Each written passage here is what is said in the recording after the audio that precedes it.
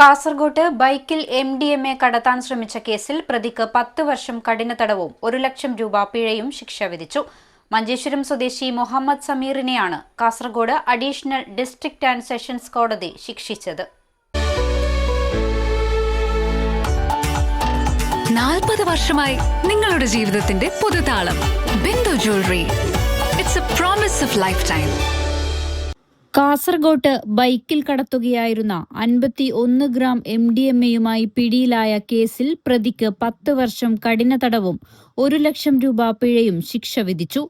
മഞ്ചേശ്വരം കൂബന്നൂർ കാനാവീട്ടിൽ റിയാസുദ്ദീന്റെ മകൻ 43-കാരനായ മുഹമ്മദ് സമീറിനെയാണ് Kasaragod additional district and sessions കോടതി ശിക്ഷിച്ചത്. പിഴ അടച്ചില്ലെങ്കിൽ പ്രതി 6 മാസം കൂടി അധിക തടവ് അനുഭവിക്കേണ്ടിവരും. 2021 ഒക്ടോബർ 4-നായിരുന്നു കേസിനാസ്പദമായ സംഭവം. മഞ്ചേശ്വരം താലൂക്കിലെ കയ്യാർ കൈക്കമ്പ ബായിക്കട്ട റോഡിൽ വെച്ചാണ് KL 14S 9246 നമ്പർ ബൈക്കിൽ കടത്തുകയായിരുന്ന മയക്കുമരുന്നുമായി പ്രതി എക്സൈസിന്റെ പിടിയിലാകുന്നത്.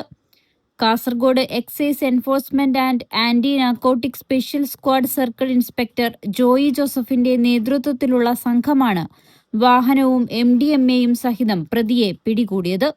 പ്രിവന്റീവ് ഓഫീസർമാരായ Santhosh Kumar V, Bijoy EK, Sudheendran MV, Sajan അപ്യാൽ, Nishad P Nair, Manjunath V, Manoj P, Mohankumar L, Shailesh Kumar P എന്നിവരും പരിശോധനാ സംഘത്തിലുണ്ടായിരുന്നു.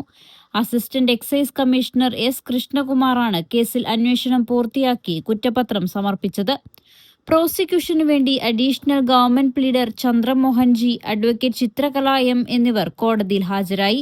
മയക്കുമരുന്നു കേസുകളിൽ ശക്തമായ നിയമ നടപടികൾ തുടരുമെന്ന വ്യക്തമായ സന്ദേശമാണ് ഈ കോടതി വിധിയിലൂടെ പുറത്തുവരുന്നത്.